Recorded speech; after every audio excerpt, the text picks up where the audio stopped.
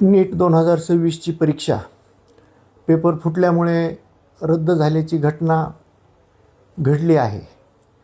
मला वाटतं की हा व्यवस्थेतील त्रुटीचा फटका या विद्यार्थ्यांनी का सहन करायचा आणि प्रामाणिक विद्यार्थ्यांचा हा पराभव नाही, तर मला वाटतं की देशाच्या भविष्याचा हा पराभव झालेला आहे.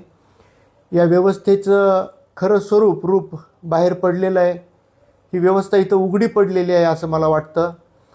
मुळात ही नीट 2026 या परीक्षेमध्ये महाराष्ट्र, उत्तर प्रदेश, बिहार या राज्यात सर्वाधिक, राजस्थान या राज्याचे जवळपास 41% म्हणजे विद्यार्थी जे आहेत नीट परीक्षेला बसलेले, 22,70,000 विद्यार्थी बसलेले होते. यापैकी 41% विद्यार्थी हे या राज्यांमधून बसलेले होते. ही परीक्षा पेपर फुटीमुळे सरकारनं रद्द केलेली आहे. परंतु मला वाटतं की ह्या विद्यार्थ्यांनी जे प्रामाणिकपणे 2-2 वर्ष यांनी मेहनत केलेली आहे, आपलं मनोरंजन सोडलं, मोबाईल सोडला, सण सोडले, घरातले कार्यक्रम सोडले असतील, अनेक पालकांनी आपल्या शेतीजमीन विकल्या असतील, अनेक पालकांचं हे स्वप्न असतं की आपला पाल्य शिकून मोठा व्हावा.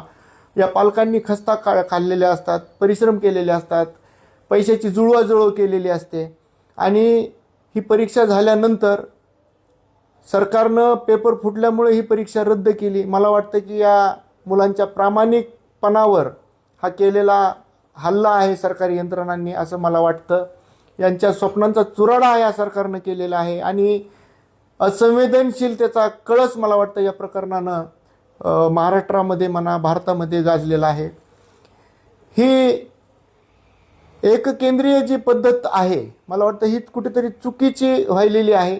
कारण 22,70,000 विद्यार्थी भारतामधून एकाच दिवशी एकाच वेळी परीक्षा देतात आणि त्याच्यामध्ये जर पेपर फुटला तर या 22,70,000 विद्यार्थ्यांनी पुन्हा डबल पेपर द्यायचा. मला वाटतं हे कुठंतरी चुकीचं होत आहे.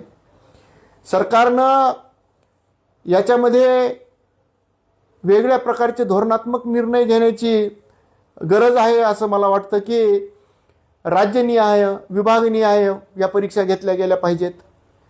एका वर्षामध्ये 2 वेळेस या परीक्षा घेतल्या पाहिजेत आणि मग या 2 किंवा अधिक परीक्षांमधल्या गुणांची सरासरी याच्यात ग्राह्य धरून मला वाटतं की त्या विद्यार्थ्यांना, त्या नीट मध्ये सक्सेस झालेल्या विद्यार्थ्यांना मेडिकलला प्रवेश दिला गेला पाहिजे. कारण याच्यामध्ये सातत्यपूर्ण गुणवत्तेला न्याय मिळतो असं एक माझं डॉक्टर म्हणून मत आहे.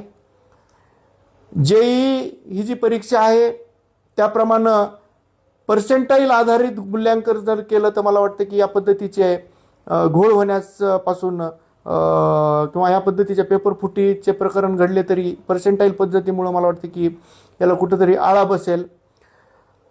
हे ज्या प्रश्नपत्रिका असतात याच्या वाहतूक आणि वितरणासाठी पूर्णपणे एन्क्रिप्टेड डिजिटल सुरक्षा व्यवस्था असणं गरजेचं आहे असं मला वाटतं.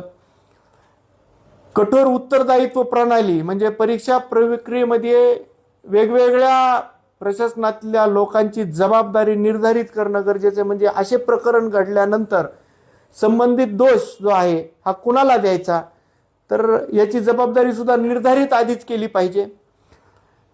राज्यस्तरीय स्वतंत्र मॉनिटरिंग यंत्रणा व केंद्रीय समन्वय अशा पद्धतीनं मला असं वाटतं की राज्यस्तरीय म्हणा किंवा विभागस्तरीय म्हणा या परीक्षा घेतल्या गेल्या पाहिजेत एकाच वेळी एकाच दिवशी घेण्यापेक्षा, ज्याच्यामुळे असे प्रकरण जरी घडले तरी त्या राज्यापुरते मर्यादित राहतील आणि तिथल्या परीक्षा आपल्याला डबल घेता येतील. अशा पूर्ण एकाच भारतामध्ये मग सगळ्यांनाच एकदाच परीक्षा वापस द्याव्या लागतील अशा प्रकार होणार नाहीत. अनेक विद्यार्थ्यांचं मी मत पाहतोय, अनेक विद्यार्थी पालकांनी चर्चा केलेल्या आहेत, माझ्याशी बोलले. त्यांचं म्हणणं आहे की आम्हाला स्पर्धा मान्य आहे, आम्हाला अन्याय मान्य नाही. इतकी कठोर मेहनत केलेली हे विद्यार्थी आहेत. हे विद्यार्थी म्हणतात की हे स्पर्धा आम्हाला मान्य आहे, परिश्रमी आम्हाला मान्य आहेत, परंतु या व्यवस्थेतील त्रुटीमुळे हा झालेला अन्याय आम्हाला मान्य नाही. ही विद्यार्थ्यांची ओरड आहे. हे सरकारला कळलं पाहिजे की आपल्या स्वप्नांसाठी लढणारा हा विद्यार्थी वर्ग आणि भारताचं भविष्य असलेला हा विद्यार्थी वर्ग यांच्या भविष्याशी आपण आपल्या प्रणालीतल्या या त्रुटींमुळे कुठंतरी अन्याय करत आहोत का, ही गोष्ट सरकाराधीन या व्यवस्थेनं लक्षात घेतली पाहिजे की ह्या विद्यार्थी भारताचं भविष्य आहेत, भारताला महासत्ता बनविणारे घटक आहेत आणि या पद्धतीचा निष्काळजीपणामुळं या हजारो विद्यार्थ्यांचं भविष्य टांगणीला लागलेलं आहे. जवळपास 5,400 केंद्र होते इथं भारतामध्ये. 22,70,000 विद्यार्थ्यांनी परीक्षा दिली आणि मला वाटतं की मोठ्या प्रमाणात घोटाळा झाला. 320 प्रश्नांपैकी 120 प्रश्न 4 दिवस आधीच फुटले. त्या 120 प्रश्न जसाला तसे परीक्षेमध्ये आले आणि याच्यामधील गुन्हेगार असतील, गटतील, त्यांना शिक्षा होईल, परंतु या 22,70,000 विद्यार्थ्यांनी जी मेहनत केली त्याला कुठं न्याय देणार आहात? ह्या परीक्षा डबल घेण्यासाठी जो खर्च येणार आहे, या विद्यार्थ्यांनी आता बऱ्याच जणांनी आपले हॉस्टेल सोडले असतील, मूळ गावी परतले असतील, या विद्यार्थ्यांना पुन्हा तो खर्च आहे, याची कशी काय भरपाई सरकार करणार आहे? मला वाटतं की हे अत्यंत चुकीचं होत आहे. या विद्यार्थ्यांच्या कष्टावर पाणी पडलेलं आहे, स्वप्नांचा चुराडा होत आहे. या प्रत्येक विद्यार्थ्याच्या यशामागं वर्षानुवर्षाची मेहनत असते आणि हेच लक्षात घेतलं पाहिजे. परीक्षा प्रक्रियेमध्ये हे जे गैरप्रकार होतात, पेपर लीक होतात, सुरक्षेतल्या त्रुटी समोर येतात, तर याकडं फक्त परीक्षाच रद्द होत नाही या कारणांमुळे, तर मला वाटतं की या गुणवत्तेवरचा विश्वाससुद्धा लोकांचा हळूहळू ढळून जातो. प्रामाणिक विद्यार्थ्यांना अन्याय सहन करावा लागतो. मानसिक ताण, नैराश्य आणि असुरक्षिततेची भावना वाढते. माझा या सरकारला सवाल आहे, या यंत्रणेला, या व्यवस्थेला सवाल आहे की या परिस्थितीमुळे हताश होऊन जर एकाही विद्यार्थ्यानं आत्महत्या जर केली तर याला त्याची जबाबदारी कोण घेणार आहे? मला असं वाटतं की जर या कारणामुळे एकाही विद्यार्थ्यानं जर आत्महत्या केली तर त्या संबंधित अधिकाऱ्यांवर खुनाचे गुन्हे दाखल करावे ही आग्रही मी मागणी करत आहे. त्याच पद्धतीने मी सर्व विद्यार्थ्यांना नम्र आवाहन करू इच्छितो की ठीक आहे, जे झालंय घडलंय ठीक आहे, परंतु विद्यार्थी मित्रांनो, तुम्ही खचून जाऊ नका. ही परीक्षा डबल होणार आहे, तुम्ही तयारीला लागा.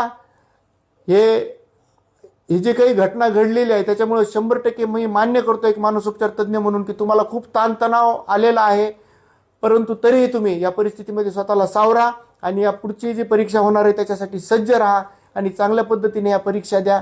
100% जर तुम्ही प्रामाणिकपणे वर्षानुवर्ष जर कष्ट केले असतील, परिश्रम केले असतील, येणारं यश तुमचंच आहे. हे पेपर फुटीवाले, पेपर फोडणारे लोक यांचं यश हे एक क्षणिक असतं, तात्पुरत्या स्वरूपाचं असतं, परंतु अभ्यास केलेल्या अभ्यासू विद्यार्थ्याचं, हुशार विद्यार्थ्यांचं यश मात्र हे चिरकालीन टिकणारं असतं. हे तुम्ही चिरकालीन टिकणारं यश मिळवण्यासाठी जो अभ्यास केला याच्यावर तुम्हाला 100% यश मिळणार आहे. तरी कसलाही मनामध्ये हताशपणाचा, निराशपणाचा विचार येऊ देऊ नका विद्यार्थी मित्रांनो आणि परीक्षेला चांगल्या पद्धतीनं, आत्मविश्वासानं आणि सामर्थ्यानं, मनोबलानं सामोरे जा, एवढी मी विनंती करतो. धन्यवाद.